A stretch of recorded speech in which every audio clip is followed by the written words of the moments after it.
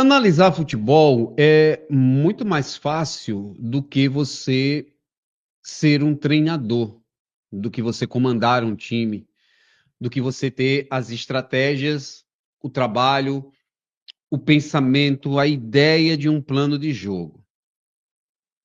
Antes da bola rolar, aliás, ainda na sexta-feira, eu tive uma conversa com o Severo Oliveira, repórter setorista do CSA aqui na CBN, e tinha dito a ele que esse jogo seria um jogo físico, um jogo de imposição física.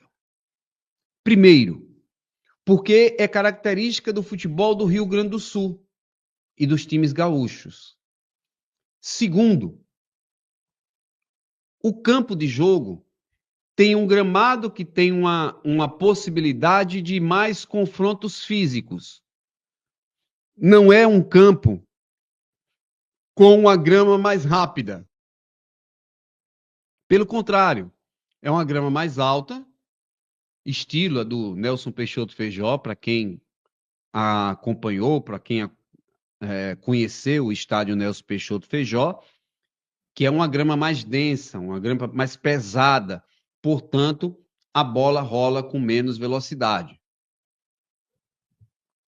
Além disso, da parte do CSA, era um time que jogou na quarta-feira, no jogo com muita intensidade.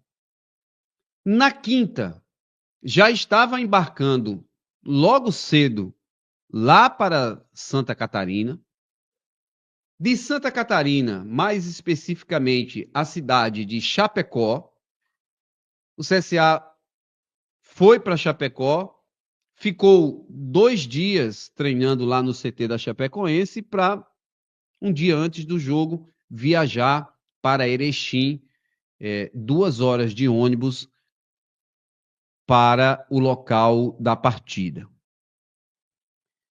Por que eu estou historiando isso? Muitas vezes o torcedor ele é emoção pura, ele deixa de ter a razão, ou ele exagera contra o seu time, a favor do seu time, ou ele exagera contra o seu time, e o torcedor do time que ele jogou, ou de um time rival, da cidade, ou de um time rival, né, na competição, também vai exagerar para o lado negativo nesse sentido.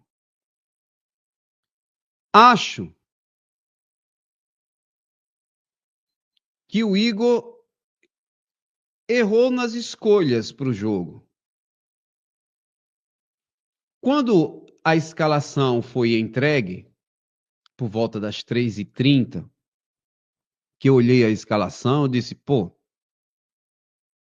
eu estou surpreendido porque é o mesmo time que enfrentou o Grêmio. E aí você tem 2 pontos de vista para serem observados. O primeiro, para um técnico, depois de uma atuação como aquela contra o Grêmio, mudar o time seria um tiro no pé. Porque as pessoas diriam, mas como é que o time faz um jogo daquele e o técnico vai mudar o time? Mas ele precisava mudar. Precisava mudar porque havia um desgaste dos jogadores e num jogo físico o desgaste seria diferente. Além disso, o time do CSA é um time intenso. Sem estar completamente integrado, a parte física, com um gramado que é um gramado mais rápido, ou seja, que ajuda o time do CSA a jogar, esse gramado e as características do jogo eram totalmente diferentes das do CSA. O CSA é um time mais leve e um time que não consegue fazer o jogo que se imagina em campos com mais dificuldade. E na Série C você vai ter alguns campos com dificuldade. Então, o CSA usou o time com a mesma formação,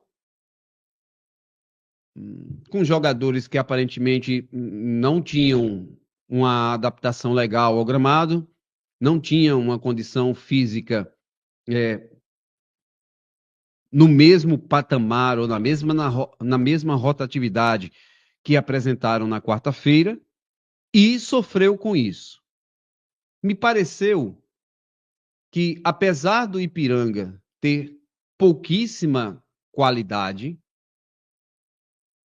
o Ipiranga fez um gol que foi ofertado pelo CSA a partir de um erro de uma bola completamente dominada e que o zagueiro Islam coloca a bola para escanteio. Só tinha ele e o goleiro. E ele colocou para escanteio. Isso acontece porque se o zagueiro não tem a segurança, ou se não viu, ou se está desconfiado que alguém pode pegar a bola, ele tem que botar para o lado, botar para fora, ou qualquer coisa. Ele optou por colocar para escanteio e só tinha atrás dele o goleiro Gabriel Félix.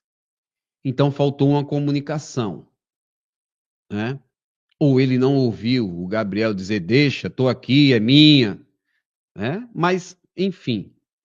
Mas tirando o lance do gol, o Ipiranga não fez absolutamente nada no jogo.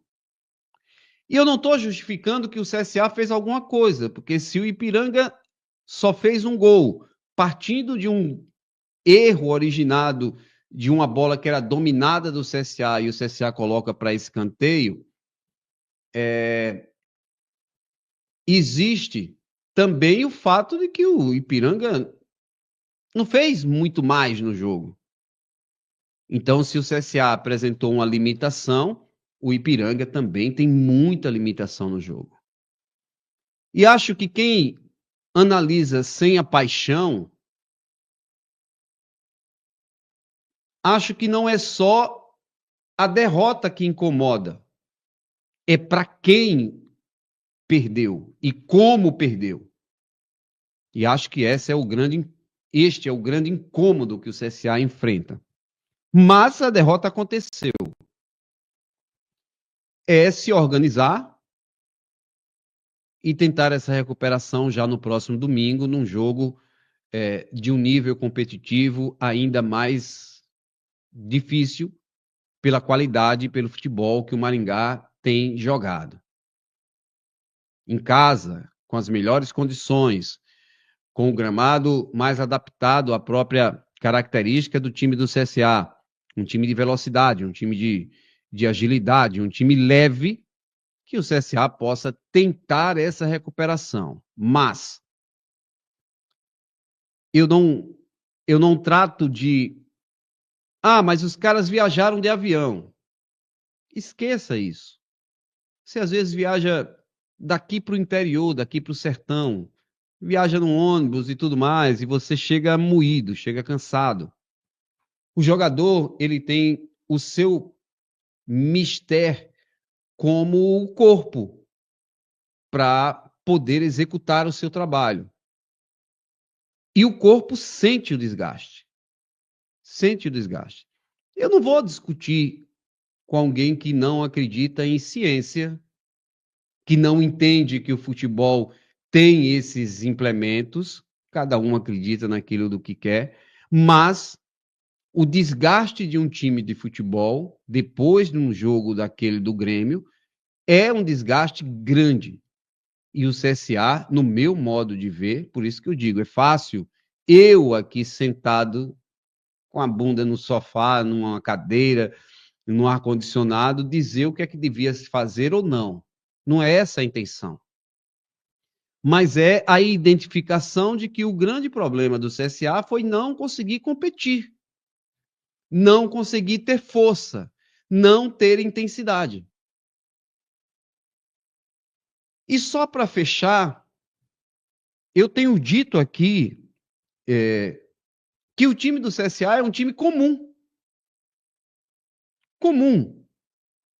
E qual é a grande diferença do CSA? É o seu poder de ter intensidade. A forma como o Igor põe o time para jogar, com intensidade. Então, se o CSA não tem a intensidade, se ele não conseguir competir, um time comum vai ter ainda mais dificuldades, mesmo contra um time que não apresenta tanta qualidade como tem o CSA, ou tanta qualidade como adversários que o CSA já enfrentou. Porque esse time do Ipiranga é inferior ao time do CSA. Esse time do Ipiranga é inferior ao time do Grêmio. Mas ganhou o jogo porque soube como ganhar o jogo. Fez quase nada. Foi ajudado pelo CSA no erro da origem da jogada e no erro após a jogada. Que no escanteio, o Charles se antecipa ao Betão, cabeceia e não permite que o Gabriel Félix faça a defesa. Não está tudo errado. O Igor não merece estar na berlinda. Pelo contrário, o Igor tem um grande trabalho com esse time do CSA. Mas, se não tiverem entendimento dessas dificuldades, ou de que o CSA sem intensidade é um time comum, o CSA vai ter muita dificuldade na Série C, inclusive para brigar para ficar entre os 8 melhores.